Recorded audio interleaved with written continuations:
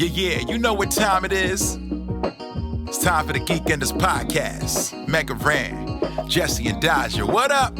Let's go. Yo, it's the weekend. Yeah, it's time to geek out. Let it begin. Go on, stream and shout. It's Jesse and Dodger, so give them a follow and see what the Geekenders are all about. Yo, it's the weekend. Yeah, it's time to geek out. Let it begin. Go on, stream and shout. It's Jesse and Dodger, so give them a follow. #1 geek podcast, without a doubt. Yo, another end of another long week. Got a job and a kid, I know that you all beat. So take a second, grab a drink and vibe while we catch you up in just a matter of time. On gaming, comics, whatever you're doing. If you're nerdy like us, then you know you should tune in. Thank you for sharing our world with us. Now follow, subscribe, and turn this up. Yo, it's the weekend. Yeah, it's time to geek out. Let it begin. Go on, stream and shout. It's Jesse and Dodger, so give them a follow. #1 geek podcast, without a doubt.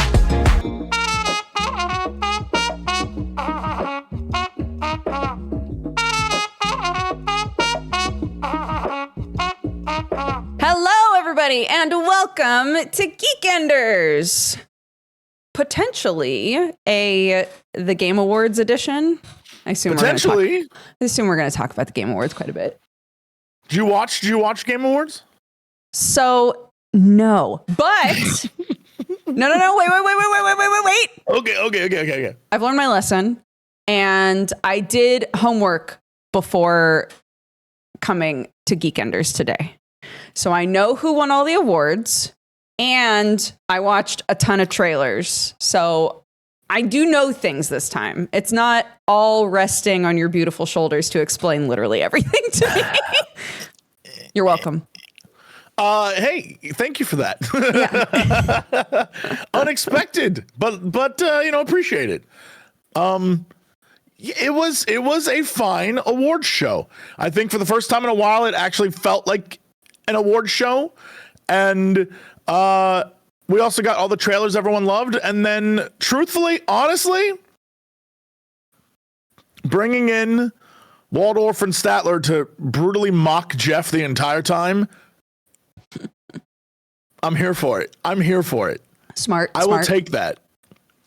Bring them back next year. They were great. I laughed every single time. I was like, these are good roasts. This is good stuff. I guess like it's sort of the concept of if I make fun of myself first, then it's not as much fun for you to make fun of me, right? Like they've done this for enough years that they're like, everybody's going to take the piss anyway. So why don't we get ahead of the game?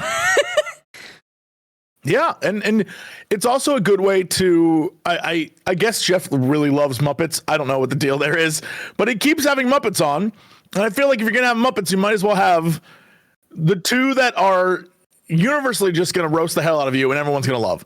So honestly, good call. Very fun little addition. The Kojima joke was hilarious. Maybe one of the funniest jokes I've heard in a while, especially because it was just like a gut punch to Geoff. And I was like, all right, I'm glad they've included this. That shows at least he's aware of criticism, which I was pretty excited about. Yeah. And then we got a lot of great speeches. Everyone was pretty chill. Nothing ran too long. And the speeches that were long were ones that were needed. So we had a lot of people being like, hey, industry, what the hell's the matter with you? I was like, yeah, get them.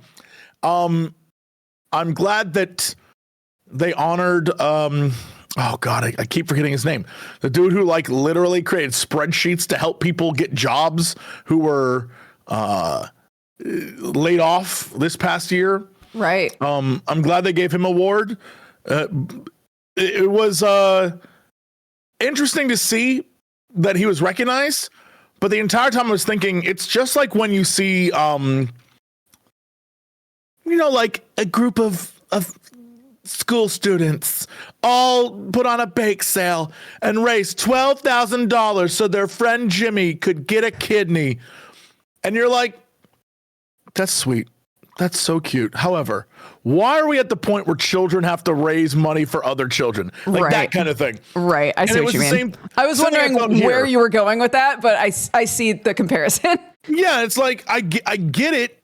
And it's awesome and beautiful this dude was helping. But it's crazy that like a random person had to help because the industry's so screwed up. Right. And I was like, all right, I mean, I'm here for this, but it should tell you a lot about the state of the industry that like For sure. a random do-gooder had to be like, I'll do something about it. It's like, I mean, that's basically the Batman's like, someone's got to clean up the city. Someone's got to clean up these streets. Yeah. And it's like, you mean the cops aren't doing it? No, I've got to dress up like a bat and go fight crime. Like, oh, okay. Oh my goodness. Yeah, I'd be the guy in Gotham. It's like, why aren't the police doing the job of the Batman?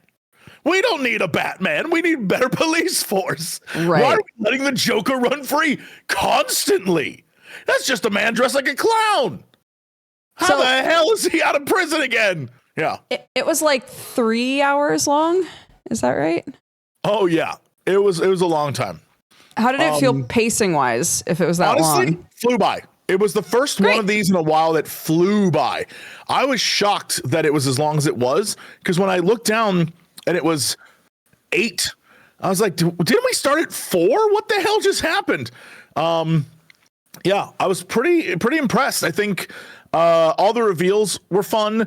The reveals that weren't like you could immediately tell which reveals were, hi, we're a company with $1 bajillion, so we're just going to pay for it.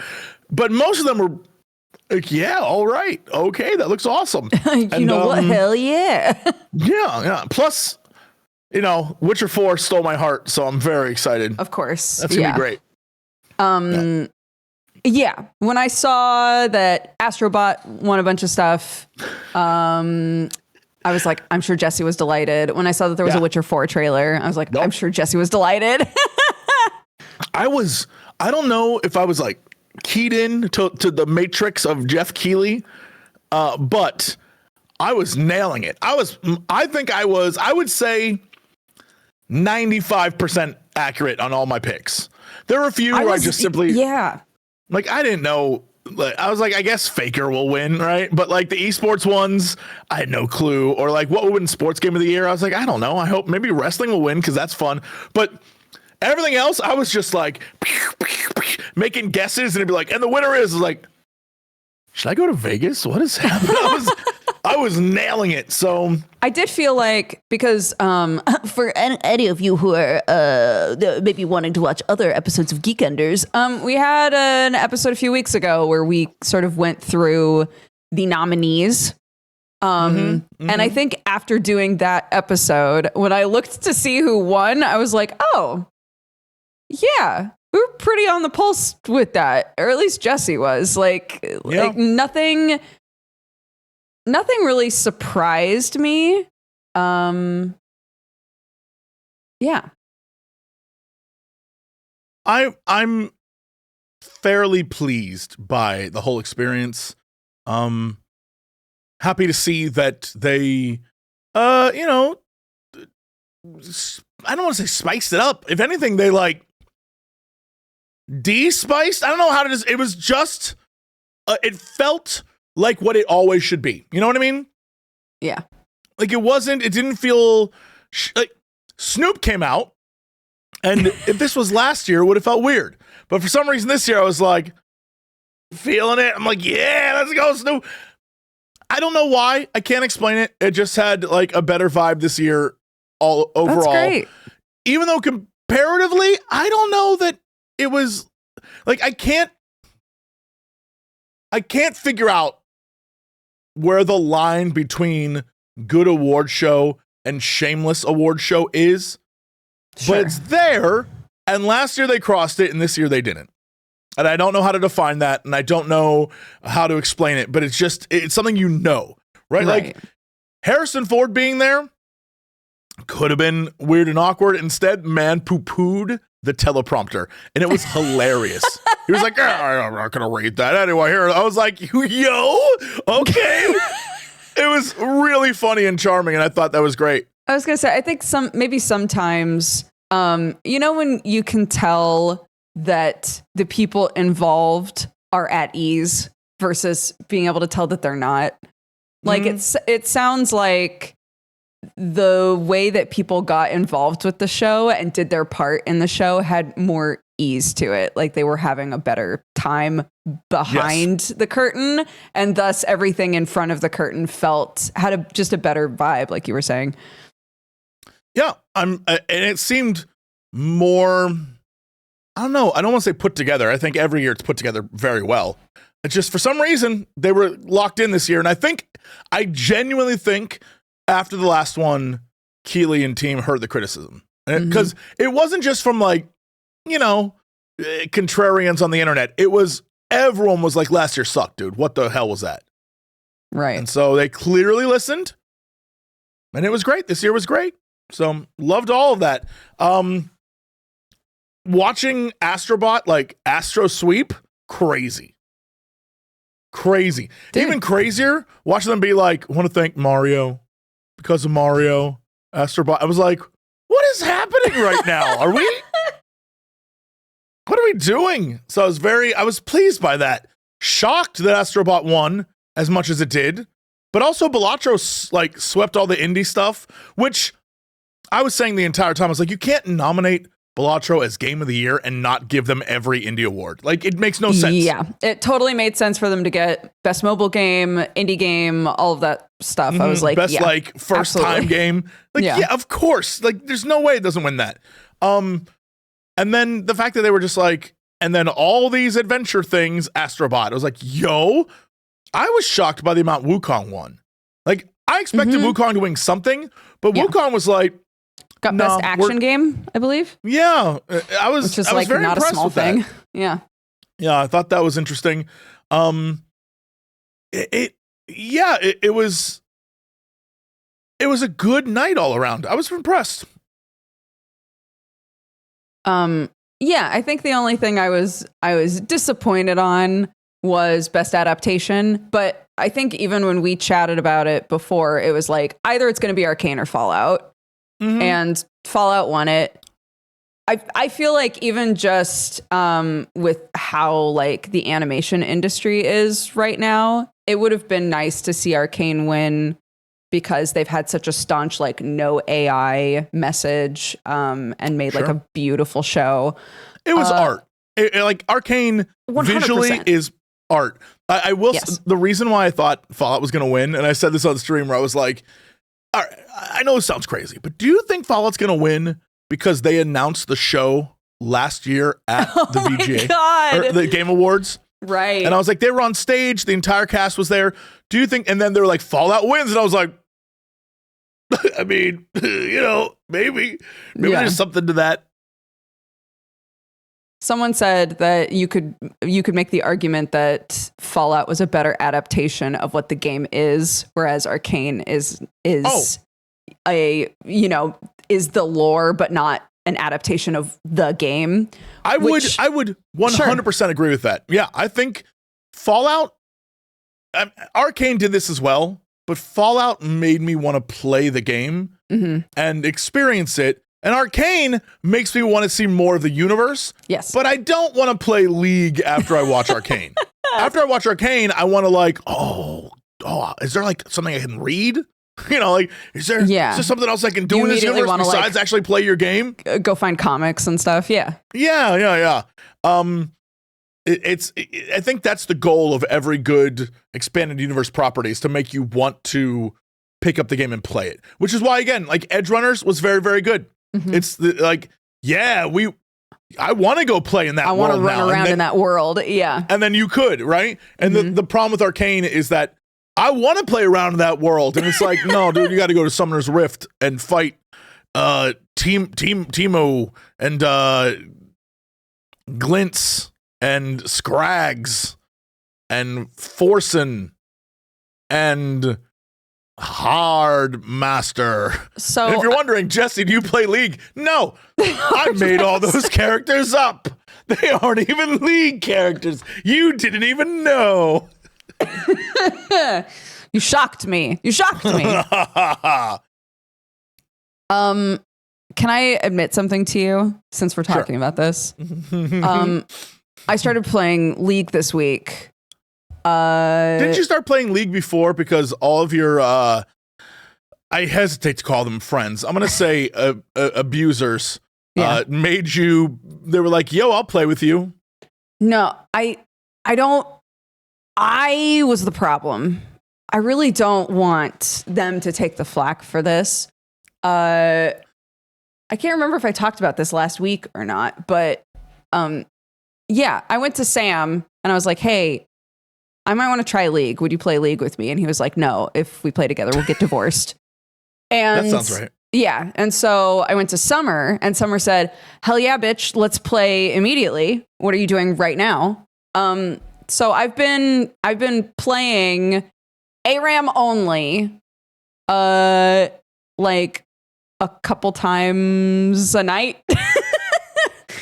And it's pretty fun. But I have been informed that this is a gateway drug to actual Summoner's Rift. And I don't want to play actual Summoner's Rift. I mean, it doesn't have to be. Honestly, I'm gonna let you know what's gonna happen. What? This is a phase. You're going. What just occurred? What? You went I don't from know. like. I felt like transforming. Keep talking. Yeah, you became like one of those Metropolis robots. What the hell just happened here? You went from like a real human being to robot to metal woman of the future. Yes, hello. I must stress, it really accentuates your cheekbones. Thank you. Not that that's a good thing. Top. It's they're quite large. Those cheekbones are massive. My chicas? My chicases? They're not that big.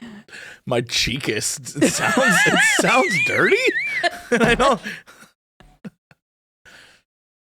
Are you looking at my cheekest? Are you looking at my cheekest? I don't know. Don't do that. How dare you? How dare you be like, I got cheekbones that could cut glass. Oh. Like, how dare you?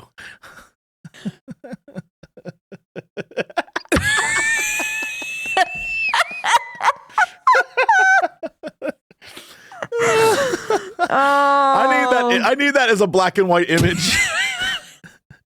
I want to start like trying to like sell you as the Sigma male. I want to start posting memes of you and be like, Sigma men know what's up.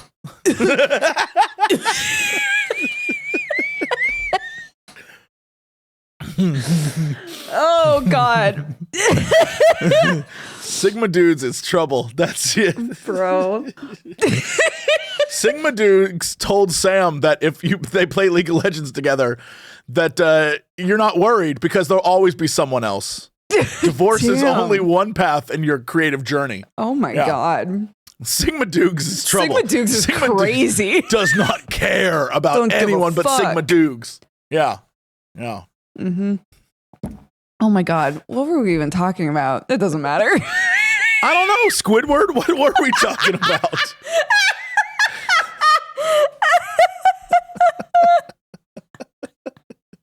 We weren't talking about the Game Awards, and then you were just like, I'm going to show off my cheekbones so everyone knows I'm cut on the cheeks. No, because it felt disingenuous for us to be like, yeah, who would watch Arcane and then play League? That's crazy. When so many people know for a fact that just last week I was like, me, I guess. But did you play it because you never played it before? Or because of Arcane? Or because you see a lot of people playing it and you were like, well, maybe I should check it out? Like, did Arcane directly lead you there? I think so, because my FYP is very Arcane pilled right now. And I had time out. Real quick. Time yes. out. What are you watching that all of your stuff is Arcane? What Dude, are you into? Like, what about Arcane got you that you're like, I need to know more? The like at home just editors that make like fan vids. Oh no. Have gone ballistic with Arcane. And anytime they pop up, I'm like, I have to watch the whole thing. Like they are popping off so hard. The music is amazing. People are really like fan vids. I feel like are having a heyday right now, and it's literally just Arcane. So let me guess. Yes, real quick. Yeah. Even though Arcane only really gave us one relationship, what the fan universe is about is one. Don't spoil anything. Don't spoil anything. One, two characters in an alternate timeline in love. Two men who are just very good friends, also in love. And you don't have to explain it to me. Like, I see through this. I know how the internet works. They're going to be like, they showed kindness to each other. No. So what Ready? if Ready what it what is? if they're banging? Ready for what it is? It's people choosing really high octane music and then taking every clip where people reload guns, shoot guns, punch people, and timing it out with the music, and then putting like word overlays on it of the lyrics. Fucking That's, crazy. It's so good. They're so good at it. Like, how do you have the time? It's crazy. I must stress. Yeah. That's some 2001 bullshit right there. That's Jesse Cox on AMV doing stuff. I know. Okay, that's what I'm saying. Okay, young kids, get it. I appreciate that. Modern AMVs. It's great. I'll send you some if you want. If you're not too busy watching the weird shit Crendor sends you. I am. And it's always like an old man at McDonald's being like, I want 4 burgies. And they're like, okay, well, what kind of burgers? Like, 4 burgies. And they're like, okay, but I need to know what kind you want. There's many to choose from. And he's like, in my day, there was burgies and cheeseburgies. And I want burgies. And they're like, sir, I need you to place an order. Do you want normal hamburgers? And he's like, times have changed. Like, whoa, what is this video? And Crendor's like, I found this and it made me think of you. I'm like, in what way? What do you mean? I would love a burgie. I also would love a burgie. Weird old man. He is very weird. Give me a burgie, dude. Mm-hmm. It's the same guy who does the ramen noodles, Roman numerals. Ramen noodle. He has a whole video where he just says that over and over again. And Crendor sent it to me like, this guy's awesome. Like, what do you mean? Ramen noodles, Roman numerals. Mm-hmm. You know, I just feel like we shouldn't have given the internet to everyone. You know, like not everyone needed to be on the internet. You think Crendor should be assessed and then have certain social media taken away from him? Maybe some people are not ready for prime time is all I'm saying. Like maybe we shouldn't have given the internet to everyone. That's fair. Yeah. Well, I don't remember what else we were going to say, but it doesn't matter. Yeah, it's our show. We can say whatever we want. It's our show, and we'll cry if we want to. I do not intend to cry. Jesse Cox don't cry. Jesse Cox multiply. Whoa. I like that. Ooh, let's see what else I can do with this. Here we go. I hope you enjoy the visual goofs. Audio listeners. Only viewers. Yo, you became like you're gonna cast an ice spell on me. I'm one of the ice climbers. Yeah, but do it while riding a walrus. Okay. Yeah, you're like a Warhammer character. Elsa Korkorov. Ooh. And you are in the frozen north and you ride a polar bear. Okay. And you cast ice spells. Right. And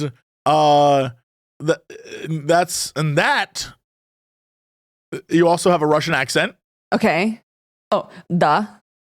And you're married to the Archduke Boris. I can't remember what your second name. Karkalov. And you live in the town of Frostmire. And those damn chaos dwarves will not leave you alone. This all is so cold because of these damn chaos dwarves. They do not leave us alone. Nice. See? Warhammer. I only wish to be staying home and to pickle onions or something. This is terrible. We have no onions. No fresh onions. We have no all onions. Year There round. is no sun. All year round is only pickled onions. In fact, all food here is pickled. Is what Frostmire is known for. Pickle this, pickle that. It's Pickle true. her, pickle him. Yes, my first wife was a pickle. What It's else are true. we supposed to do with all of these dead bodies? Waste not. We pickle and eat. Let me tell you, nothing delicious. tastes better than pickled cousin. It's delicious. So good. Our town clearly fell to chaos. We won't admit it though. Right. not the We will problem. not. Yeah. Like, come in. We eat our friends. Do not worry. It's no chaos. No chaos here. No, we're not hungry. All of us. We have eaten so much. We are always full tummies Oh, because so full. of all of the dead bodies. Right. It's crazy. We have bodies keep piling up. I don't know how it gets there. How you do? What you do, bodies? Where you come from? You crazy. So what choice we have but eat? You mean to bury ground so hard? It's frozen mire. It's fine. So true though. So true. I'm not digging in that shit. They would never dig. And if we are already going to be setting them on fire, we might as well Might as stop well. before they become nothing. We eat. Is barbecue. Yes. Good old imperial barbecue. Nothing wrong here. I love the idea of a city that is fully corrupted, like the most evil, chaotic city in the world, but it just looks totally normal and everyone's like totally oblivious to the fact of how truly corrupt they are. Oh, that's a Witcher 4 story. Mm-hmm. Is you show up in a town and you're like, this seems nice. Yep. No. It's not. No. Actually, that's every town in Witcher. You show up to the town, you think it's nice, it's not. Yeah, should we talk about like I guess we basically talked about what everybody won. You want to talk about like reveals, Sure. world trailers, etc. We did get Witcher 4. I was so excited to see Ciri. That was very nice. The great. minute I saw that there was like 1/3 of a boob on screen, I was like, this is CD Projekt. I was like, there's only one company that would be like, the first reveal we're going to have for you, the first image is going to be like half a boob. I'm like, I appreciate you. I love you. Since I looked up the trailers after the fact, I knew what all of them were when I was watching them, but the very beginning of that trailer is a barrel bath, and I was like, tracks. Yeah. Mm-hmm. They have to always have a bath. There always has to be a big barrel. This to have time a it bath was for not great reasons, but you know, I'm very interested in where they're going to go with the story, what it's going to be. Obviously, it's going to be a Ciri-based story, and I think it's pretty cool. It seems like the normal way to go. They'll probably do like this is Geralt's canonical end, which negates my canonical end from Witcher 3, which is Geralt ends up with no woman because all the witches are terrible, and he and Ciri travel the world murdering monsters for the end of their days. That was my ending, and I was pleased with it because I was like, I think all the witches are bad people. So I was fine. So he could just lock in and be a dad forever. Yeah, I feel like they're going to be like, and then he and Yennefer. Like, if you find him in game, he's going to be like, hey, I'm over here shacked up with this witch. Don't even worry about it. Which is fine. Like, all right, I'll take it. It's okay. But I like my ending better. It was good. Plus, I got to watch both Triss and Yen be like, Geralt, you're a pervert. And I was like, yeah. And then they tied me to a bed and left me. And I was like, I'm fine with this. I'm fine with this. I'm all right. It's okay. Yeah. And then I was pleased that it was like, because Geralt didn't settle down, he and Ciri went off and had many adventures. And it makes sense to me because then there's 2 expansions after that. I was like, I would feel weird if I was like, and then Yen and Geralt settled down. But first he went to Witcher, Italy and shacked up with a bunch of Italians. Like, right. Okay. All right. Okay. Yeah. Doesn't make any sense to me. But well, we don't know, right? I don't know. There's nothing confirmed about what Geralt's doing. So, that was cool. I was very excited. Immediately after the trailer, I was like tweeting everyone at CDP like, yo, if you need a guy who's like villager number 4 whose dick's on fire, I'm your man. I will do it. Yeah. Yeah. If you need somebody to make some fart noises in a microphone, you know who to call. I got this. We are professional goofballs, and we will We've done it before. Return. We'll do it again. We will be back. Just say the word. So that's a whole thing. And we also got like a bunch of things that I think, like the big reveal that I think they were saving for the end, of course, was there's a new Okami coming. It was nothing more than hey, Okami's coming. But that's neat. That's cool. Everyone loves Okami. Yep. Very excited about that. But again, it was just like a teaser. Honestly, that was a lot of it. There were a lot of like, here's a cinematic of a cool thing that will eventually come. Which is fine.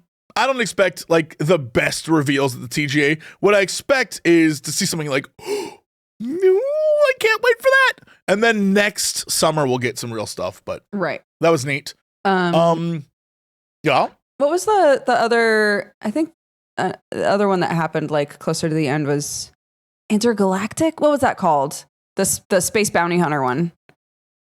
Oh, the one that. The one with the yes, Porsche. The Naughty Dog one. Yes, yeah. That one, Intergalactic: The Heretic, which is like a wild title. I don't know what that means. It was hilarious that the minute that trailer started, I like had a Naughty Dog vibe, and all I could think of is like, I'm going to avoid the parts of the internet that are talking about this game because I imagine it is wild over there. Yeah. It's also interesting that there seemed to be like a lot of I don't know if it was a choice of this is a corporatized future. You know what I mean? Like I don't know if that's what they're trying to go for. All of the branding everywhere. But there was so much branding in that thing. And I mean the ship had a Porsche logo and I was like, I know. Okay. Which I kind of loved. Yeah, I couldn't tell if that was one of those things where it's the future and they're being real about what the future would be and it's like a corporatized, like, Sony would still exist kind of vibe. Sure. Or if it was like, yo, we need money to make this game, so we've just put logos in it. Like, I don't know. It could be both, honestly. Yeah. They could have said, like, what do we think the future looks like? Well, there would definitely still be, like, logos and brands and things, and decided to see what would happen if they tried selling, like, space in the game, right? It had the same vibe as when Saturday Night Live does a skit that is based around like a brand, but they like roast the brand, but it's clear that the brand paid for that moment. Right. It has the same vibe where it's like, all right, whatever. I'm totally down to play something new and weird and fun, like a new IP from them. All right, cool. Let's see it. It was funny. I was watching people laugh at the fact that like they haven't released a new IP in a while, and then they did, and so I'm like, okay, they're giving you what you want. Yeah. So let's see what it's like. For sure. I don't know, yeah. I'm sure it's gonna be great. They have a great track record. So with that said, I have no idea what the game actually is. Right. Because it was just a tease.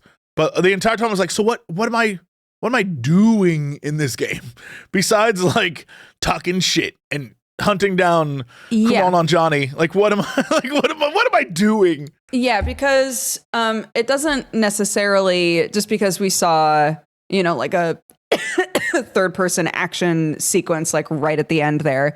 It doesn't give us an idea of what the gameplay loop is like or anything like that. So Right. at this point, we've had plenty of games that look like that, but are roguelites or are open world or are, I assume that there's going to be some exploration aspect to it because they're trying to create all this intrigue around like this moon, right? Yeah. But who knows? Maybe not. I mean, it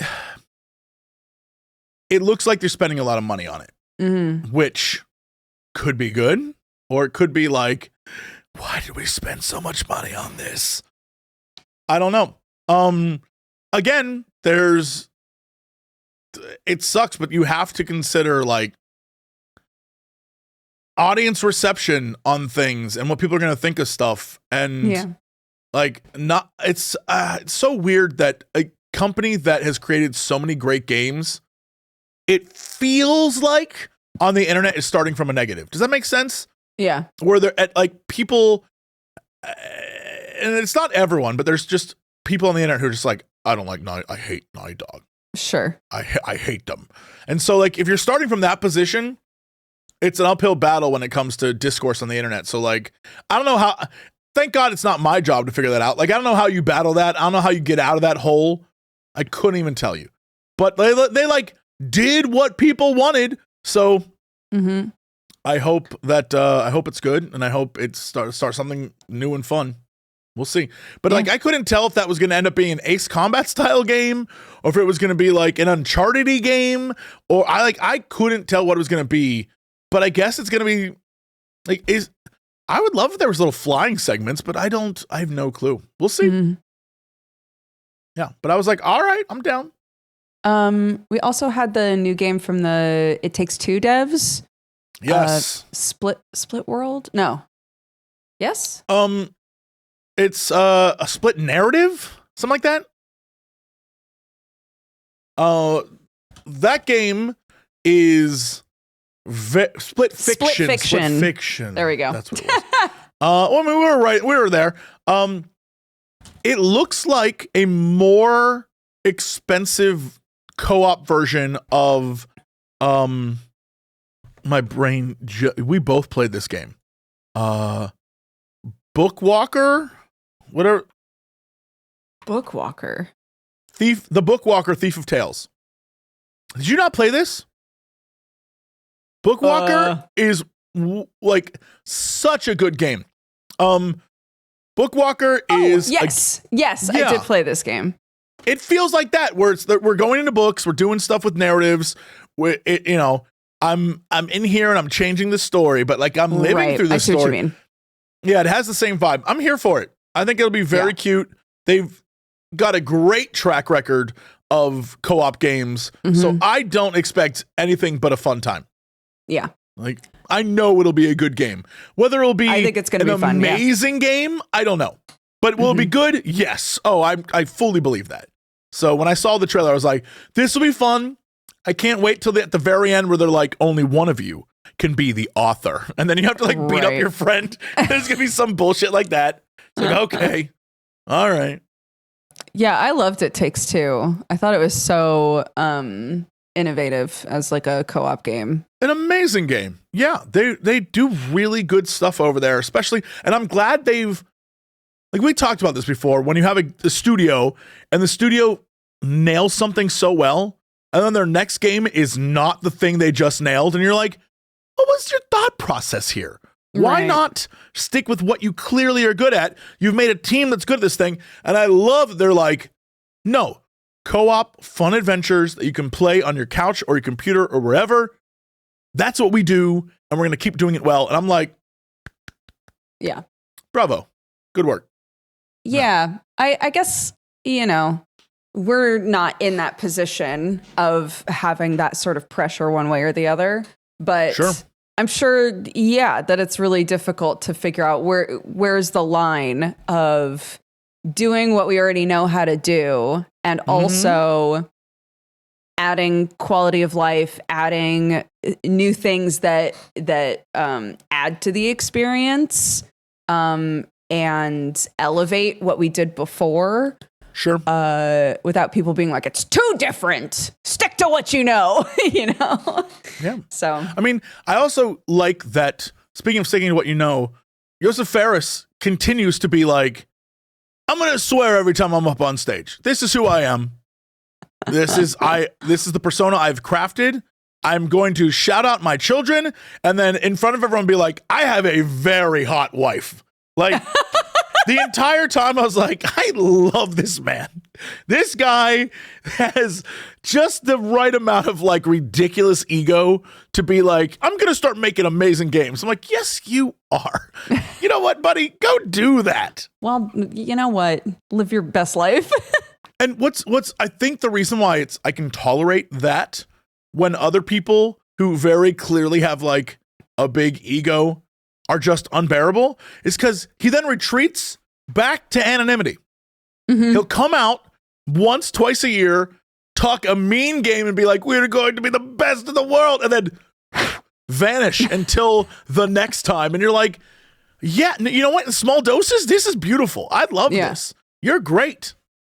Just shows up, is a hardcore wife guy, talks himself up a bunch, dabs, and then disappears. And then dips, and you're like, It's yeah, great. all right. Yeah. And then he backs it up with some like a dope ass game, and you're like, okay, nice, that's great. Yeah. A chat already mentioning the fact that Randy Pitchford was there, and it was the exact opposite response from people, which again I think goes back to delivering on things and like it's just the way in business, you know what I mean? Like you can be like an egotist full of yourself if you deliver. Right. But if you don't deliver and you keep being that way, people are going to be like, people get something's wrong annoyed with every this time guy. they see you. Yeah. Yeah, it's hard.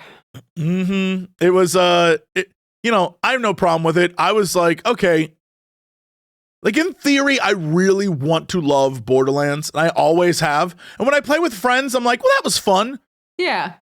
But the bullet sponge, pick up 50,000 different weapons, hoping one is like just a little bit better than the other one you just had. Yeah. It's never done it for me. It just never has. And it makes me so upset because like in theory, the goofiness of the game, the way it plays, like the Tiny Tina D&D thing, like that was lovely. But it's just, I can't. I like really want to, because you know me, I'm a loot guy. I love loot. Yeah. And that's all that game is. But the loot is like, you got a weapon and it's the same weapon you had, but it does fire now and is 0.3% less damage, but 0.6% more fire damage. So if you do the ratio of the quantitative easing of the, I'm like, yeah. Yeah, I just can't. I totally agree with you. I love Borderlands games. I was really surprised that the trailer was not quite so goofy. They went more serious with the trailer while still like obviously showcasing their classic aesthetic and all of that, and making a loot goof in there. But I was like, I'm hoping that this means that they're going to make a game that isn't quite so much of just a meme game, and does lean more into like the universe that they've already had plenty of time to construct and all of that. Sure. But yes, there is a point in every Borderlands game where I just don't bother picking up loot anymore. Unless it is like there's the most so much unique color. Like if it's a color I've never seen before, I'll be like, oh, I'm picking that up. Other than that, yeah, it's like, what's the point? Why do this? I'll just cry because it's going to be like, it's a better gun, but it's like the shittiest gun in the game. You know what I mean? Like there's always that one gun that, it'll do more damage, but it fires one shot every 10 minutes. And you're like, what's the point? Yeah. Why'd you give this to me? I don't. It's weird that the best way I can think about this, and it's going to be, I guess you would have to have played these games, but I know that if you watch Crendor and I play them, you kind of know what I'm going to talk about here. Mm-hmm. It reminds me of Saints Row. Saints Row 1 and 2 were games that were trying to be GTA, and they were not. And so Saints Row 3 comes out, and they were like, we're going to be silly and fun and try something new. And I love Saints Row 3. It might be one of my favorite games of all time. It is so fun and goofy and wild. One of my best experiences in a long time. Then they made more Saints Row, and it was like, we're going to do a sci-fi thing, and it's going to be in the Matrix. But what they started doing is instead of driving, you could fly, and you're a superhero. And it was all over the place, and it was wacky and weird and fun. I still enjoyed, but it wasn't Saints Row anymore. It was like some weird other thing. And it was very clear that I was one of the few people that enjoyed that because it didn't get as many people playing. And then after that was done, they were like, well, we gotta fix this. People aren't playing. Let's make a serious Saints Row. And then that came out and nobody gave a shit. Oh, no. And I wonder if that's like, when it comes to Borderlands 1 and 2 are fine games, right? I'm not into the Borderlands grind, but they're fine games. Borderlands 3 was like, we're going to go full goofy because we know you guys liked the goofs in Borderlands 2. Right. And then it's like, okay, well, cool. So now to come out with a serious trailer, I'm worried their course correction is gonna be too extreme. Far. And then the people that like the comedy won't play, and the people that are just bored of Saints or bored of I'm not saying Saints Row, bored of Borderlands won't play, and so then no one's gonna play, and then you'll just be like, well, why did we do any of this? So I don't know. Hopefully it's fun. I mean, I have no I don't want anyone to fail. I hope it does well. Of course. But also, Borderlands isn't a Jesse game, right? It's not a game. Sure. So what do I truly know about the Borderlands community? I just, it's not my community. I don't fit in there at all because I'm not what is it better with more acid damage or more ice damage? And is it possible to mix both? And if I do mix both, what percentage of an increase in damage overall with my current fire rate would I just can't. Meanwhile, I'm spending 20 minutes on a boss because my weapon is not as good, but I like it because it shoots better. You know? And I'm like, this boss won't die. And they're like, we need a better gun. I'm like, but I like the gun I have. But I like this gun. Oh my God. That's every game that's about upgrading weapons, trading in for new weapons. I've run into this issue, I feel like currently with Warframe, where I am able to build other weapons. I could swap to other things. I could take the time to build technically better guns and stuff, but I'm so comfortable with the weapons I have and I'm getting the job done. So I'm like, I don't want to. I like this. I like how this feels. I don't want to, I mean, this is also why I'm not playing, even though Warframe 99 looked cool as hell, I don't know that I'd play that because I'm like, even Path of Exile 2, I love Path of Exile 2 is super fun. But the more I play, the more I'm like, oh no, I'd just be grinding for gear, which is the point, right? But mentally, I'm already fatigued by the idea. I'm just oh, I don't like this. But I mean, that's what those games are. And if you enjoy that stuff, which I know Crendor as an example totally does, then I'm glad there's so many of those that exist. Yeah. I was talking with somebody about 1999, Warframe 1999, and describing where I was currently in the game. And they were like, okay, you have 20 to 30 hours of game to do before you would be able to do 1999 without spoiling yourself on stuff. And I was like, really? That's so much. But that's okay. Yeah. I'm curious to see how that does because it seemed, I mean, again, I don't know how story-based Warframe is, but it seems like a story. I just hit, for any people who play Warframe, I literally yesterday did the Second Dream, which is the quest line that is considered to be the start of plot. It's when the like real story starts, right? Yeah, the story gets thick. Like you get invested in what all of these random characters are doing, right? And so it doesn't feel like I can pull a Sam and just like spam through the cutscenes and ignore what everybody's talking about because I want to know what people are doing, you know? Right. So that's cool. I did not know that. I was not aware. Everything I've seen has been probably then the beginning of the game. At least according to you, it seems like it's like, just go do stuff and then we'll give you a story later. Yeah, I would actually love to really quickly give a shout out to the Warframe community because I've streamed all of it and they have a very staunch policy among themselves of not spoiling what happens in the second dream when you hit that quest. And I literally had no idea what was going to happen. No one spoiled a single bit of it for me. I had no clue. And I was so delighted doing that quest. I was gasping. I was gusping. It was great. It was so much fun. I was gusping, dude. Yeah. And I think the community is just so lovely to new players. And really want to like preserve their like if you commit to like playing the game and you get that far, they really want to make sure that you get to experience it like purely. And I got to, and it was great, and I'm delighted. So that's very cute. Yeah. It has the same vibe as the Final Fantasy 14 kids.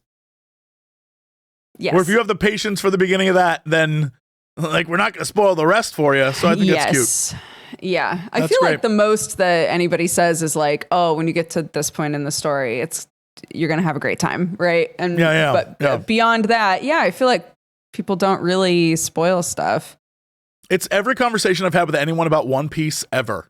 They're like, dude, like in the beginning, you're not going to like it. But like when you get to a certain point, you're going to be like, oh my God, this is the best show that ever existed. I'm like, how long is that? They're like 20 to 30 hours. I'm like, oh, okay.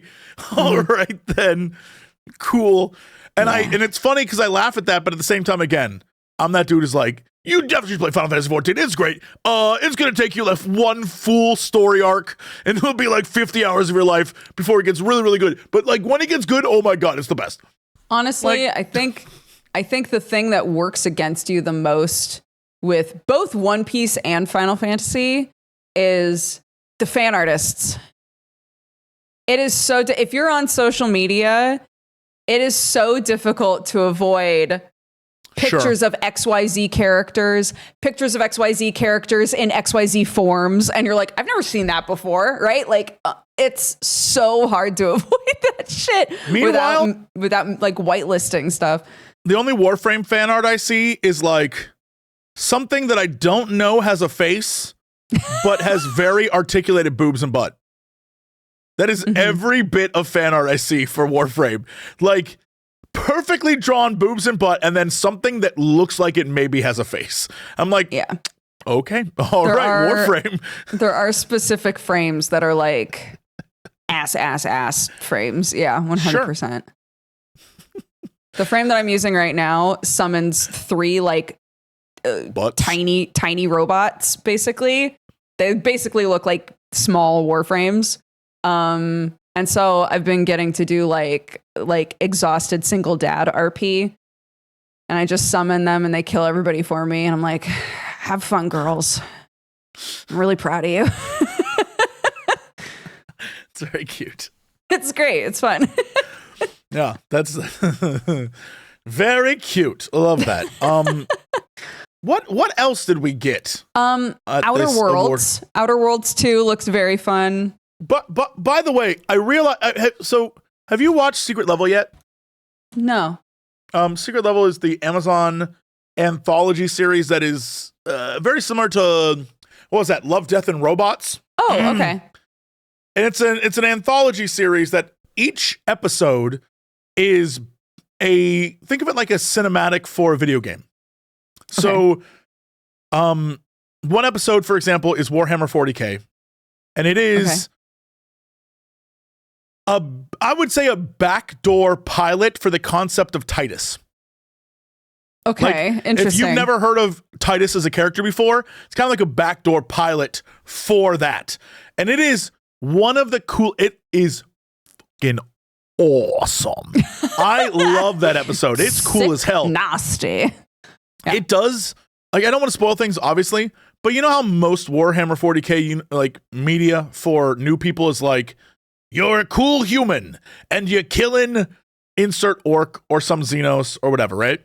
Right. This one, they were like, throw him in the deep end. And oh my God, was it awesome. I was like, yo, let's go. That slapped. They also have one that's for the game New World. Mm-hmm. Dukes, it might be the funniest thing I've seen in a while. It is like the biggest roast of an MMO ever, starring Arnold Schwarzenegger. And I must stress this to you. It is one, like, you know how in an MMO, when you die, you just respawn? Yeah. Imagine that, but it's Arnold Schwarzenegger playing a complete idiot. It's so funny. I was like, yo, this is awesome. There's many of them. Many of them are very, very good. Some of them I was like, okay, all right, you know, like all anthologies. But what they had in it is all the things they had that seemed weird to me that I was like, that's like a great example. The Pac-Man episode. I didn't understand what the hell the Pac-Man episode was about. I was like, well, that doesn't make any sense. What's that about? Literally, it is a trailer for the new Pac-Man game we just got. Oh, okay. Weird. The one that is like, it's Pac-Man, but you're like doing a platformer where you're murdering people and you have a little orb that follows you and it goes like, meow, meow, meow, meow, meow. That's the episode. And I was like, what the hell is this Pac-Man? Like, I guess Pac-Man's like, it's kind of a weird take on Pac-Man. That's interesting, but it's a thing now. And that's the case, real. I think, with a lot of the episodes. It was a teaser for something that we got in this show. Interesting. And so I was like, oh, damn. So if you have questions about some of the things you saw, Secret Level has answers, which is crazy to me. Did not expect that. So the minute I saw the beginning of the Pac-Man trailer at the Game Awards, I was like, is this the Secret Level Pac-Man? And it was. I was blown away. I was like, oh, so that wasn't just a weird thing they did. That was, and the best part is there was a Pac-Man trailer. It wasn't called Pac-Man. It was something else, but literally in the logo is the Pac-Man mouth, and it's like it's a Metroidvania. Like a violent Metroidvania, but has like Pac-Man undertones. How weird. Yeah. And again, go watch the Secret Level episode, and it straight up will be like, this is what this is now. Right. I was like, yo, okay, let's go. So I think that was pretty cool. Interesting. Yeah. And trying to think of all the, let's see, hold on. Let me look this up for you. Secret Level is on Amazon. It's the new show. The first half is already out, and the second half I think is next week. But yeah, the episodes that are available right now are a Dungeons and Dragons episode, a Sifu episode, an episode for New Worlds, hilarious, an Unreal Tournament episode, a Warhammer 40K episode, Pac-Man, Crossfire, Armored Core, which love that. And because you talked about Outer Worlds, there's an Outer Worlds episode. Okay, and I was curious. Yeah, and I thought, oh, interesting, they're doing an Outer Worlds thing. Like, that's cool. And then they were like, Outer Worlds 2 is coming. And I was like, it's all coming together. So that made perfect sense. Also, there's a MegaRan episode. There's an episode for Exodus, an episode for Spelunky, an episode for Honor of Kings, and an episode for Playtime. Oh my gosh, there's so many. And that's just batch one of these. That's just batch one. Yeah. Interesting. I went to an event because, it's awards week, and I got to see some of the stuff from the next release. Mm-hmm. So I got to see a bunch of different ones. People in chat are talking about the Concord. I got to watch the Concord episode. honestly, real talk, again, I think Concord is a concept, fun. As a 5v5 PvP shooter, that's the stupidest thing they could have ever made. I don't understand. But the Concord episode, literally, you're like, yeah, I could have gotten into this as like a story. But yeah, so it's very cool. But yeah, Outer Worlds looked fun. But the game is fun. Like the first game was a joy. Did you ever play it? No. I played it. And let me tell you what my character's journey was. Okay. I started in an office and my boss was like, you got to go do this shit for me. And I pulled out a gun and I shot him in the face and said, no, I don't. And then I ransacked his office, found a key, opened a secret door, got a bunch of like early best weapons in the game, and then brutalized the galaxy. Well, I think your first companion's Ashley Birch. Okay. The entire time she was like, I don't want to be here. You're a monster. And I was like, yeah. And I just murdered people. And the game was like, you win. And I was like, yeah, I did. Yeah, I did. It was great. Like the fact that it gave me the freedom to just reject everyone and be like the worst guy ever. That was cool. That was awesome. Yeah. What is the pitch of Outer Worlds? If you were to like describe what it is. Imagine it's an RPG, yeah. A space-based, choice-driven RPG with the sensibilities of BioShock and God, like I'm trying to think of the best. Like it has, Fallout New Vegas in space is that's actually a very good way of putting it. That's like a BioShock attitude to it. Like in style, I think is the right way. Like there's a style to it that feels like capitalism satire is a very good way of putting it. Okay. Like final stage space capitalism, where even if you want like a great example, and I think they did this really well, the Outer Worlds Secret Lab episode is all about a guy pining for a girl, except the girl works at one of the many dystopian, companies, and so he'll do anything to see her again, including being a test subject. And that's the pitch for the episode. Okay. And just imagine a guy going through it to just see a girl again.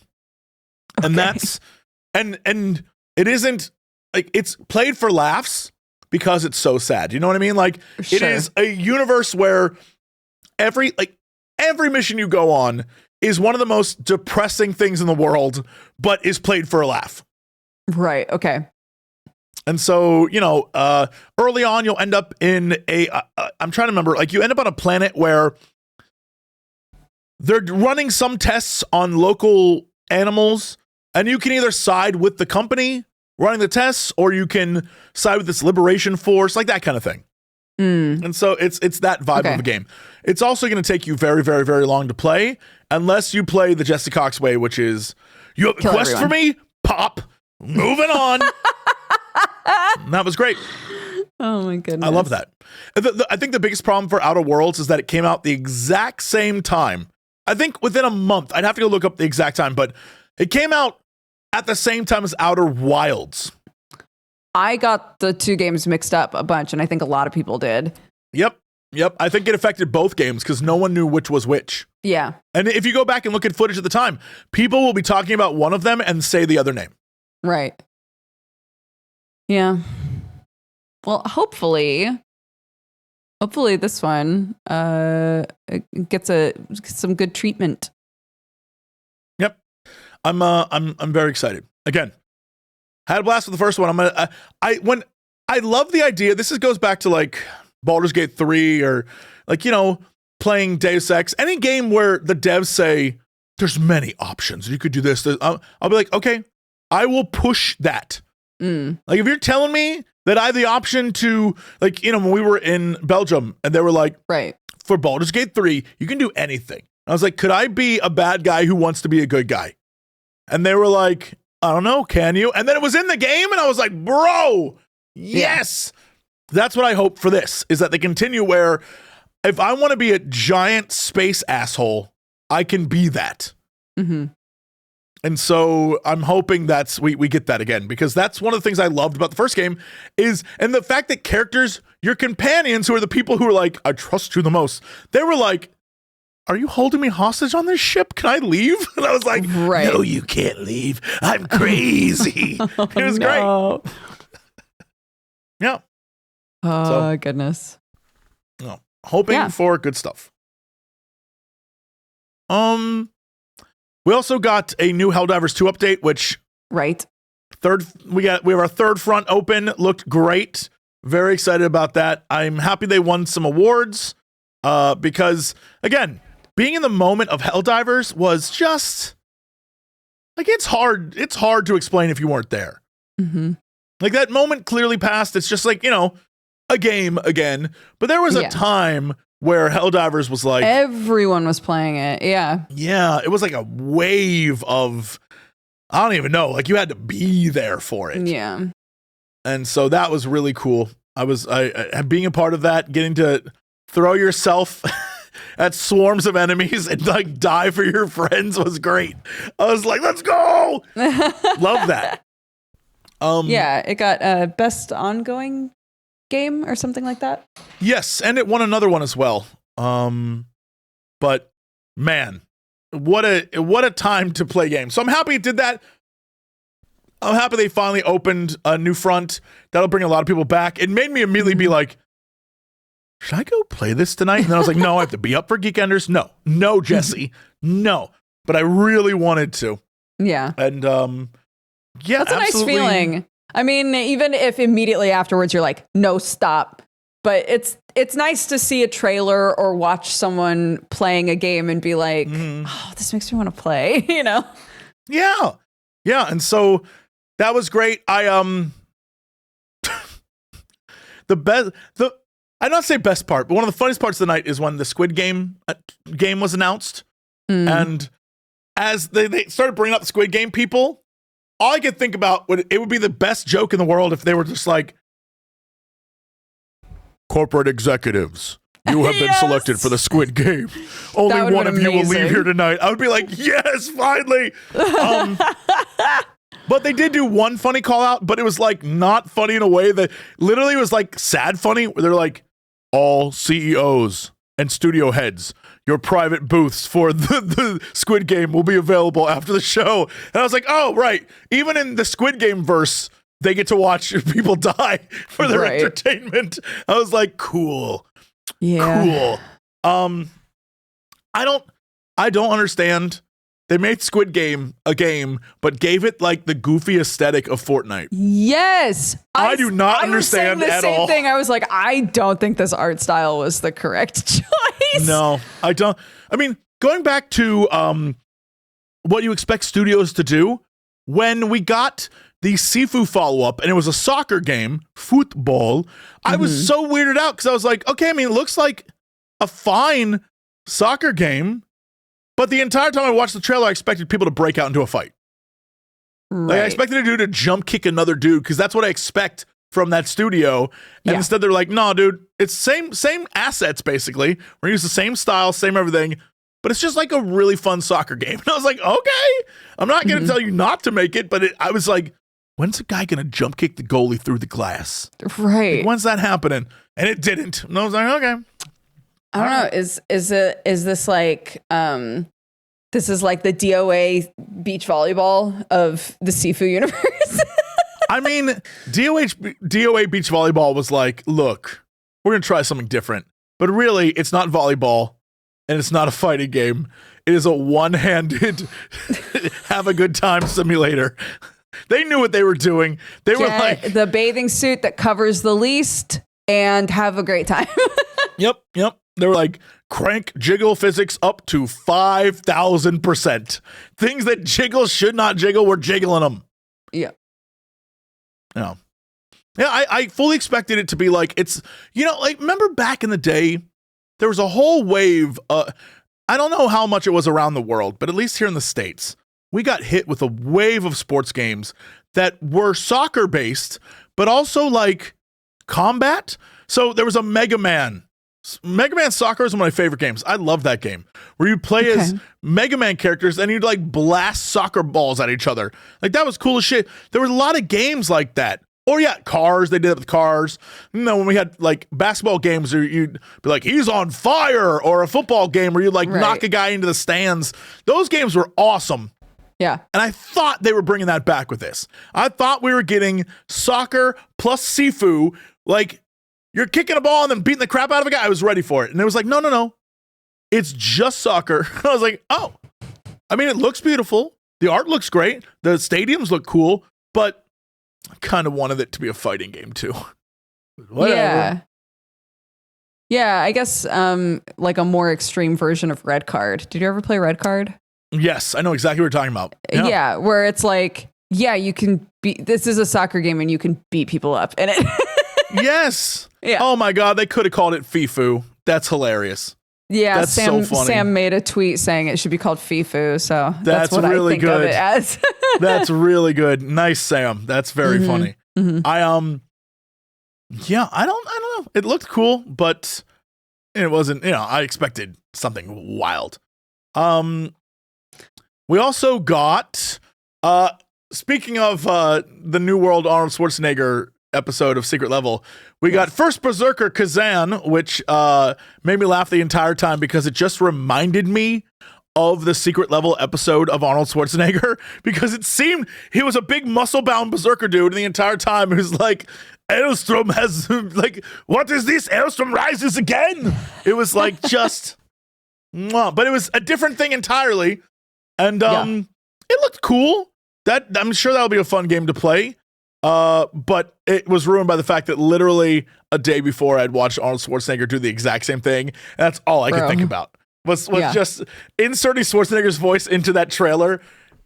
If I had the time, I would do that. I would take the Secret Level episode and that trailer and just combine them, because I have a weird pet peeve. Can I tell you what it is? Of course. Yes. It's really, really gory graphics where the character who is getting all gored up and engaging with the gore and is maybe the reason for the gore has beautiful flowing hair that is not fucked up whatsoever. I don't know why it bothers me so much, but I'm like, that hair is the cleanest thing in the cinematic. Like it's white. How is it not gunked up? You would be thoroughly upset with Dragon Age Veilguard. It has some of the best looking hair I've seen in a game in a while. It's incredible looking. But the rest of you can be covered in viscera and your hair is flowing. You look gorgeous. The dude in First Berserker has a beautiful long blonde ponytail and he is getting so messy and his hair is like whoosh, whoosh. Yes. Just beautiful, flowing in the wind. The funniest thing is, again, he'd get his ass kicked and beat up, and then he'd rise again, and I was like, oh, that's cool, but dudes, all I could hear was, and yet Elstrom lives again. I was like, Schwarzenegger, no. Stop this. Stop. Stop it. You can't stop me. I live again. Yeah. Oh my goodness. It's like I couldn't. It ruined it for. Like I'm sure that trailer was a fine trailer, but I spent the entire time thinking about Arnold Schwarzenegger, and it just ruined the whole moment for me. Sort of similar vibes, but how did you feel about the Turok trailer? Honestly, within 0.2 seconds, I was like, "Is this new Turok?" Obviously, we didn't see actually anything from the game, but that is the issue. Yes, I am here for new Turok. Yes, Same. 100%. I hope it's good. It seemed like they were doing a prequel. I don't know. Maybe? I have no idea what this is. Yeah, judging by the title, it was like Turok Origins, right? Or something. Yeah, and I was like, okay. Unless it's like the origins of a new characters. I have no clue, but I loved the first Turok. It's old though. So I don't know how much of that love is nostalgia. You know what I mean? Yes. I'm in the same boat. I played a lot of Turok, but when I was young. Yes. So yes. I don't know.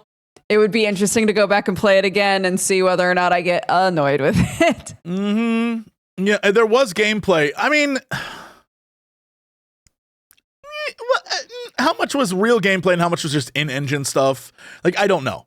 I will see. I hope it's good. I love Turok. Again, loved Turok. No clue what new Turok is, but I'm here for it. Yeah. Yeah, saw that, freaked out, was very excited. I think that's an incredible IP to bring back, and I think we need more of that. Yeah, Shadow Labyrinth is the new Pac-Man game. That's what that one's called. Shadow Labyrinth. That's so edgy. Yeah, I mean, go watch the Secret Level episode. It's pretty edgy.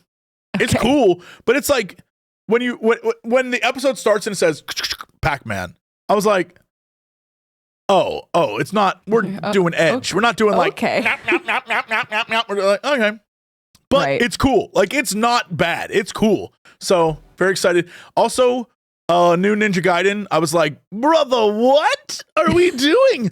And new Onimusha. Get out of here. I was like, what is happening? We're bringing back all the oldies. Right. I'm here for Onimusha. I'm down though. Yeah. Onimusha looks great. I remember when Jean Reno was in Onimusha 3, I think. That was wild. What a wild time to just be like, wait a minute. Actors are in our video games now? I think that might have been the first big... Because that was when he was huge. That was when he was like... running around in every damn movie there ever was, and then he just showed up in a video game, and I was like, they can do this? Crazy. Yeah, it looks beautiful. That's another one where I was like, I think I'm seeing gameplay, but it's sort of unclear if this is actual gameplay or not, you know? Yeah, I mean, that's the, what is, I don't, maybe I can look it up. It's the game that was the, by the same team that had done Ico and Shadow of the Colossus, that new game where they're like all in engine gameplay footage, and I was like, you climbed the side of a thing and then flew up in the air, and I don't know what this game is, right? And it looks cool, but like. You saying this is all in game does nothing for me because nothing happened. I don't know what I saw. I don't know what that was. It looks cool, and it had weird text and weird like voiceover, and I was like, cool. All things Jesse loves. Mm-hmm. And then, that's why it made me even more upset because at the end it was like, it's the untitled project. I was like, you can't be showing gameplay from a thing that doesn't even have a title yet. That doesn't make sense. But it looked cool. But I don't think we're gonna get it anytime soon. But it looked awesome. I have no idea what was going on. You were climbing a big mech thing, and you got inside the mech thing. Then the mech thing's head came off, and I was like, right, cool. I'll play it. But I played all the other games, love those other games. But I was just like, okay, all right. You know, it's the same. Like, it roughly is the same vibe as CD Projekt, except CD Projekt I think knows that like. Witcher 4 isn't coming next year, and probably not the year after that. Like, it's a ways off. But all they did was make a trailer saying we're making this game to get hype going so people know. And I think it's all the it same needs to be is intriguing, right? Yeah. Doesn't need to tell you anything, really. Yeah, I'm intrigued by what you've done. And so I totally, absolutely forgive the fact that I don't know what the shit I just looked at. I'm like, you got me. I don't know what that was, but you got me. And CDP has like they're like, yeah, we'll get you, but get ready to wait a couple years. So yeah, which I think I'm happy to say, and this might be a combination of a few things. Mm-hmm. We have games coming out so rapidly, and there's so much to play that I think people are actually more patient now than even like a few years ago. But also another thing contributing to that, I think, is the just general realization of, wow, when we are patient and they really take their time, we get incredible games sometimes, you know? Yeah. But also, I mean, we also get, games that never come out, so you end up with people being like, where's Silk Song? So true. Where is it? You promised and now it's not here. God. Where is it? And everyone's just kind of like, they did release information about it a while ago. And then it's been years and years and years. And where is it? And everyone's like, it's coming. Is it? When? Same thing. And right. I feel like you walk a fine line between doing like a Cyberpunk where they release a trailer 7 years before the game actually releases, but it comes out and they get it right, and they don't show. Like CDP is very good about being like, we made a cinematic and we made another cinematic, and then finally we're going to show you gameplay. Mm-hmm. Doing we're going to show you gameplay 7 years in advance is like, don't do that. It gives people hope. It gives people hope that the game is around the corner. Right. Rather than here's a trailer with the concept of what we're doing. So Sam was sponsored to watch the Game Awards on stream. Mm-hmm. And I'm telling this story as like a secondhand thing, so I might get some of the details here wrong, but it was a funny situation where he was sponsored by an unknown game studio. So they said, here's a link to an overlay. When the time is right, it's going to take over your OBS. It's going to be like a whole screen thing that's going to happen, and it'll reveal who it is that has sponsored you. Oh, geez. I would be scared. Same. I was like, what if this is like a studio I don't want to be associated with, or like, but before you tell me who it is. Yes. I hope to God it's Infinity Nikki, but please continue. Okay. So Sam was spitballing, trying to figure out like who would try to be this secretive about it. Right. And one of his guesses was maybe it's Silk Song, because they have they would have a reason to be like, oh, whoa! No. Was it the cat game? It was Payday. Their new like future shooter game? I guess so. Den of Wolves. Yes. That thing. Yeah. Mm-hmm. So it makes, like, in terms of the sponsor matching the person, it makes sense. Sam's played every Payday game a ton, right? Sure. But I guess it didn't work properly, and so the Payday thing happened in the Game Awards, and then they moved on to the next game, and then the overlay triggered, so it was covering up gameplay for a different game. Well, like I think the idea is fun. I see what they were trying to do. But I think for it to accidentally cover up a different game's gameplay or trailer is like not great, Good idea, poor execution, I guess. Yeah, it clearly has a weird kind of like, well, we want people to watch the video from our award show, so we don't want to cover it up with overlay stuff, but we want to activate our overlay, so we'll do it afterwards, but it like ignores the fact that there's other stuff happening afterwards, which is really funny. Yeah. It apparently covered up Genshin, people are saying. I mean, okay. All right. I don't know how big Sam's audience would be into Genshin anyway, so they do love I don't feel like that was a total loss. Yeah. They do love a gacha. Dude, I still haven't played Infinity Nikki. It's apparently so fun.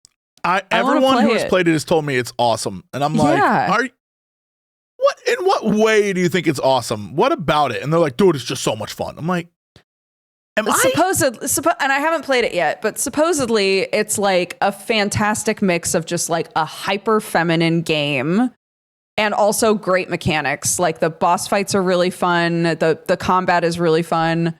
But you also, if you want a dress up game, it's a dress up game, right? Yeah. So I have a code for it. I absolutely want to play it. It does make me sad that there have been so many dudes like, I can't let the boys know I fuck with this game. You know, it's just like, why not? Own it. It's a good game, apparently. I genuinely think the idea of a hyper feminine game is really cute, but I want the boss fights to be like, at the end, she hugged him and said it would be all right and he's good and life is fine. And she tucked him in, put him to bed, and the monster slept that night peacefully for the first time in years. For he had finally known love and the touch of another human. Like, that's what I want. I want that shit where it's just like really fucking wholesome. And she's like, I didn't want to have to beat your ass, but I did. Apparently it's like actual like hard fights in this game. I hear it's actually like really fun, and there's a lot of stuff you can do. And the whole dress up thing is, I'm gonna be super real with you. The only people I hear talking about the dress up aspect are dudes. I must stress this. The only people I've heard talk about like, yo, the dress up's awesome, dude, are just men who are into the dressing up of Nikki. And I think that is hilarious. I love that. Yeah. I saw a person who, I guess, like, depending on what mechanic you're doing, sometimes your clothes will just switch to like show that you're using a different like ability or something. And this person, their clothes switched and they were like, oh, like so overwhelmed. Like he was just so happy. Yes. I must say, having played MMOs for years, there's one thing I understand more than anything. Dudes love playing hot chicks and then dressing those hot chicks up. I always play like the ugliest, worst character I can think of. And then I'm like, why are all my friends like, my name's Babella Boobstorm and I'm an elf? And I'm like, okay, cool. It's my next D&D character, Babella Boobstorm. She's a very, very sexy barbarian. Okay, got it. And when she rages, she shouts, Boobstorm! Perfect. Yeah. Perfect. I have no notes. I will change nothing. To be fair, Jesse, you played BG3 with a normal ass dude. That's what I'm saying. I'm not like, oh yeah, I want to be Gringor, the stone dwarf. Like, it's not something I do often. Instead, I'm just like, I'm Jesse Cox. I'm a man. I'm very boring at like role play games. Yo, I'm playing me in this world. Like, okay. Incredible. Yep. Yeah. What else did we get? Trying to look through this. There's Sonic Racing, Spire 2, Yep. Sonic, yeah.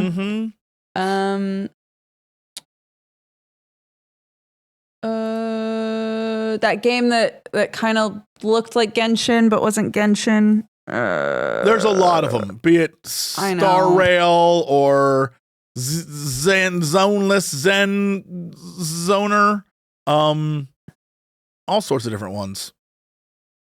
There's the new Overcooked studio game, Stage Fright. That looked very cool. Yes, that does look very cute. It looks like another co-op game.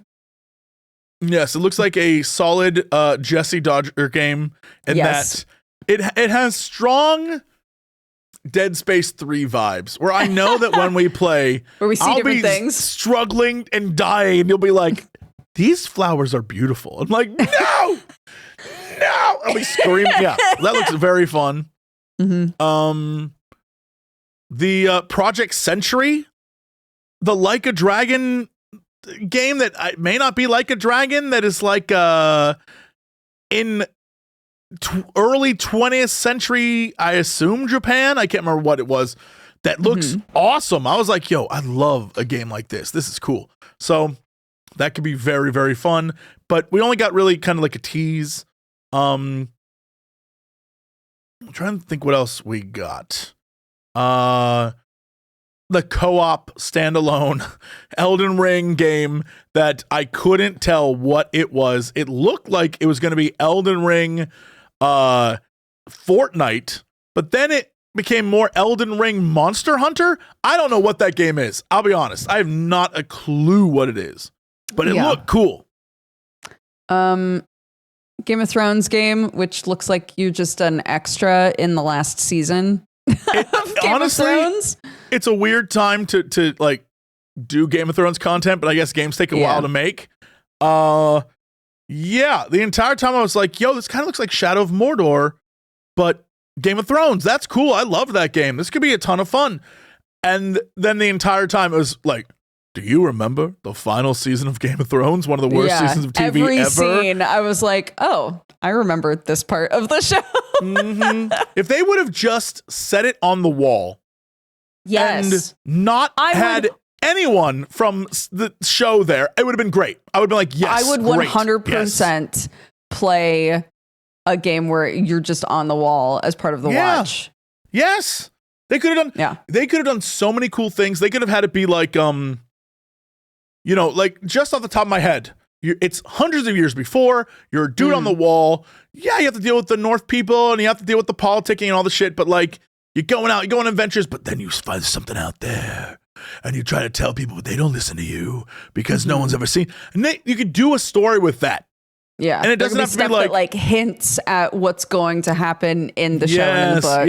Yeah. Plus it could sell not only the idea of Game of Thrones, but also House of the Dragon. You could do all sorts of stuff. Right. And instead it's just like, we have to go see Cersei. It's like, fucking shit.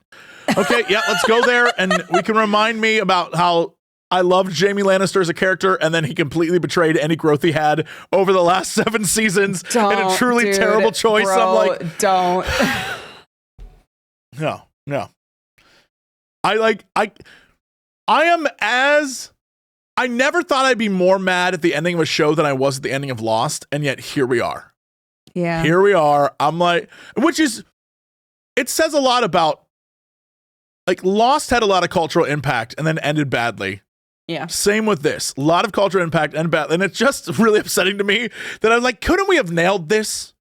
Couldn't we? Oh, well. I don't know. I think it would be nice to point to the same issue for both, but unfortunately, it's totally different. Yeah. They're totally different situations. One of them had source material up to a certain point, and then they just had to say, fuck it and figure it out. Yep. And the other one, I think they said, fuck it, we'll figure it out from the beginning. From the very beginning, yeah. It worked for a while, and then it didn't work anymore. Yep. Yeah. It's also why I appreciate when shows say, the aim is 3 seasons. Yes. And it's like, thank you. All right, I like this. Because, Lost had a problem where it was, we're going to do a season 2 and we're going to start making shit up because we didn't plan. And then Game of Thrones had, we know we're going to have a bunch of seasons because we have the source material. But after that, we have no idea how long it's going to take us to finish telling the story.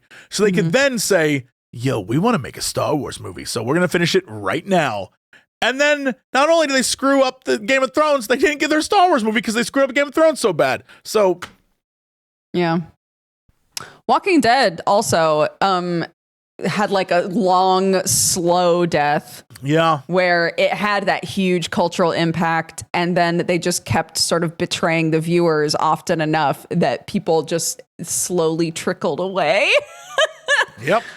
It's crazy. I don't know why these shows that get so big can't stick the landing. They never can. Well, because they get so big. Like, at a certain point, it becomes out of their control. It isn't about the show anymore. It's about the fact that it makes a shit ton of money for the channel, corporation, whatever. And then they're like, yeah, nice. Bring in more cash. Meanwhile, there's shows like Spartacus that couldn't land the ending because the lead literally died while filming it. So they tried to make another season with a different actor and it just wasn't the same. Yeah. And that sucked because I loved that first season of Spartacus is awesome. That's cool as shit. That's one of my favorite one seasons. And then they managed to do a 0.5 season that was like a prequel because again, the lead actor died. And then they somehow said, let's come back and do a final season with a different guy. And it's like, damn, that sucks. That sucks. That we did, Yeah. It happens. It happens in many ways, but it's upsetting. Yeah. I'm trying to think if there's like any shows in the last like 5, 6, 7 years that have been like, man, everybody is talking about that show. Everybody's watching that show.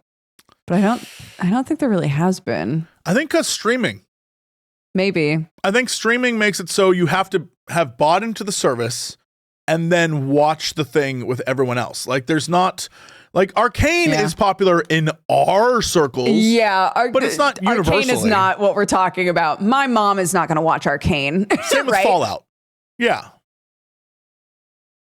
Like Succession was popular, but I don't know if it was. I didn't even know about Succession until it was already like going, it's not like Sopranos level popularity.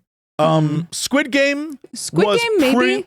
Yeah, but that also, am I wrong in remembering that it happened over COVID? So maybe that was a fluke. But again, we'll find out. Squid Game 2 is coming out. But yeah, Squid Game probably I think would be the last one. But it also happened when we were all trapped inside. You know what I mean? So like, I don't know if it truly. Tiger King is a good example.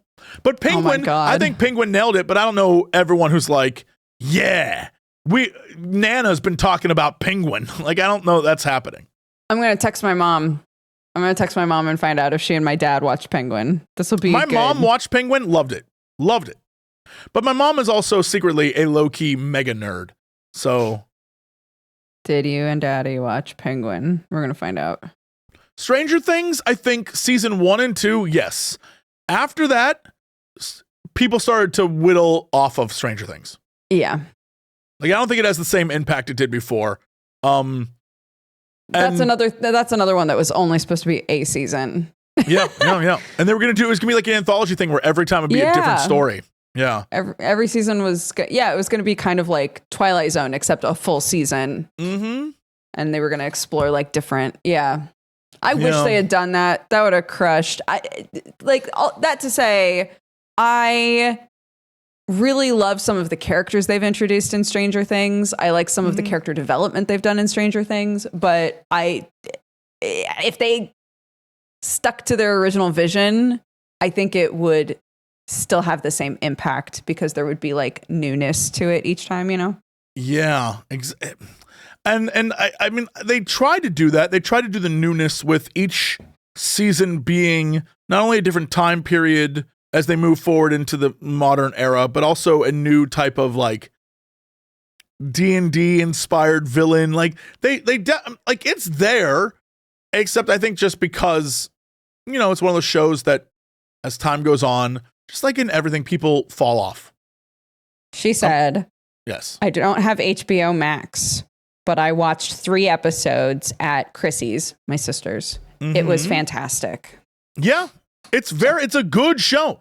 I think it's just because 1, it's Batman. So there's a lot of people who just won't watch it because it's Batman. 2, HBO, you have to have HBO. 3, you have to want to watch a villain origin story show. Which, it's tough. But everyone who's watched it that I've talked to has been like, that was awesome. Awesome. So, yeah. Pretty happy about that. I fell asleep in the first episode. It's okay. So I saw the beginning of the first episode and I saw the very end of the first episode and I have no idea how we got there. But Sam was like, that was great. What a good first episode. And I was like, oops. I'll go ahead and watch that later. So. I get it. I understand. My bad. We're reaching time, my dude. Okay. Which is unfortunate because I feel like we have so much to talk about. But is there any, aside from Game Awards, is there any other like news that you wanted to touch on real fast?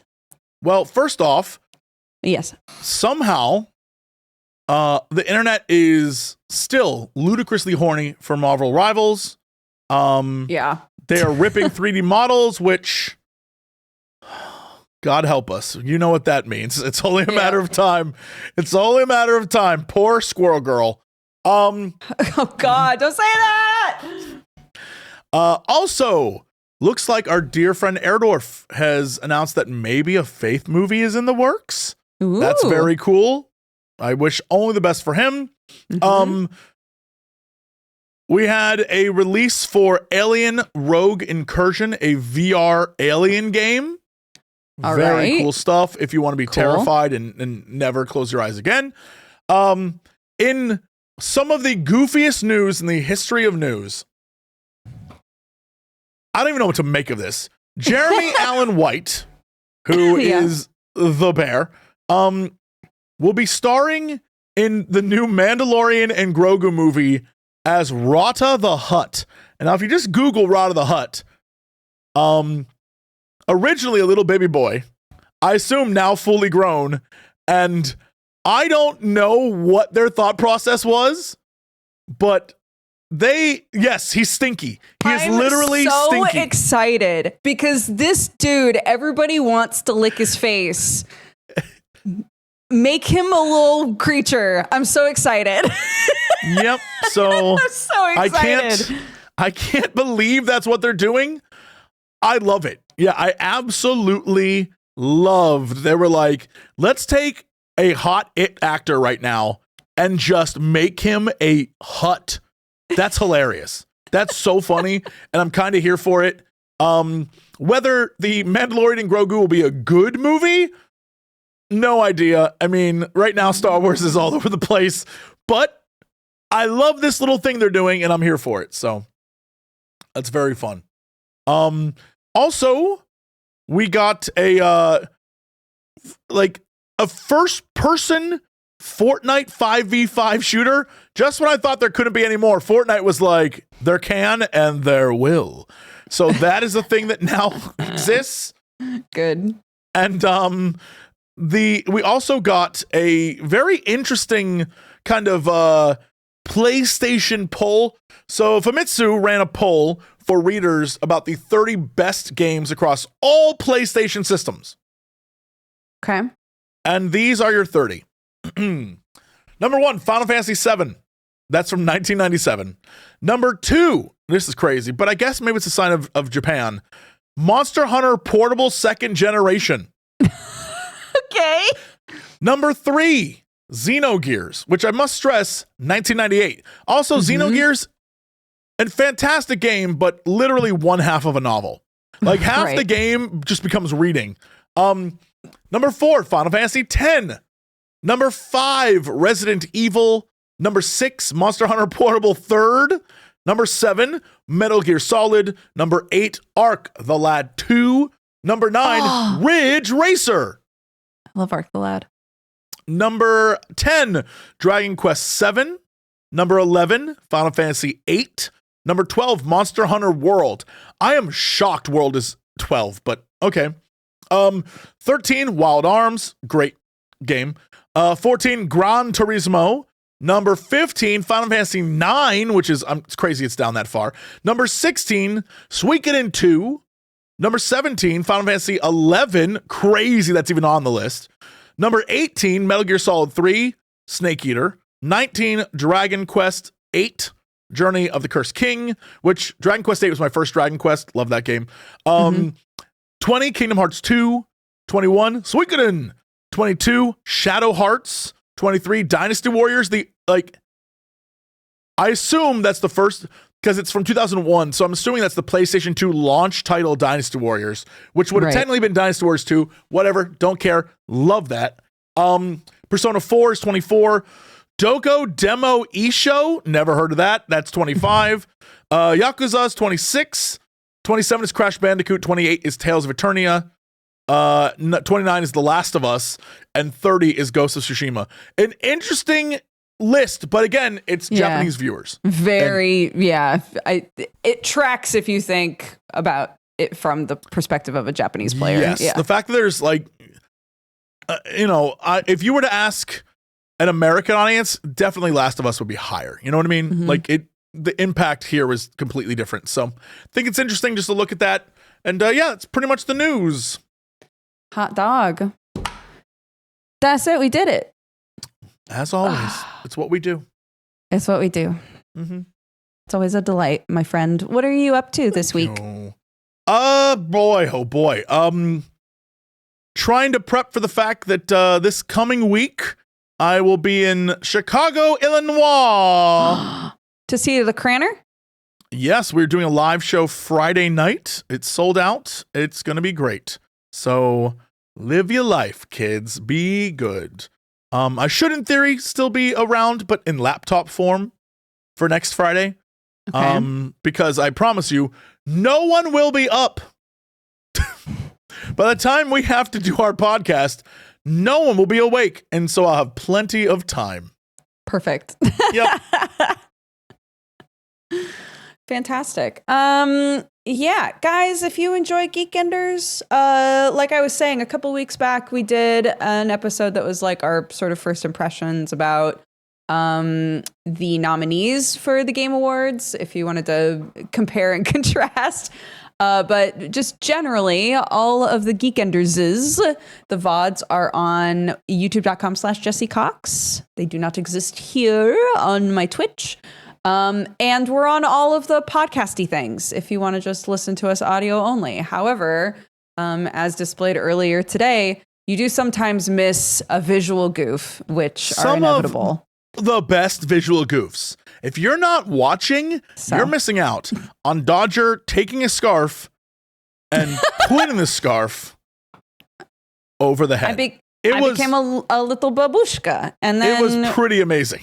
And then we developed some Warhammer lore, which I think right. You will all feel tracked perfectly without that along goof, with the pre-existing lore. Yeah, without the motion, the goof is lost on people. They just don't understand. It's true. You didn't get to see Sigma Doogs. You got to see Sigma Doogs. No, you don't. No, you don't. It'll scar you. Sigma Doogs will cut you like those cheekbones. Do not fall for Sigma Doogs. Thank you all so much for watching. We'll be back. Same bat time, same bat channel. So have a fantastic weekend. Take care of yourselves and bye-bye. Bye. Yeah, you know what time it is. It's time for the Geekenders podcast. MegaRan, Jessie and Dodger, what up? Let's go. Yo, it's the weekend. Yeah, it's time to geek out. Let it begin. Go on, stream and shout. It's Jessie and Dodger, so give them a follow and see what the Geekenders are all about. Yo, it's the weekend. Yeah, it's time to geek out. Let it begin. Go on, stream and shout.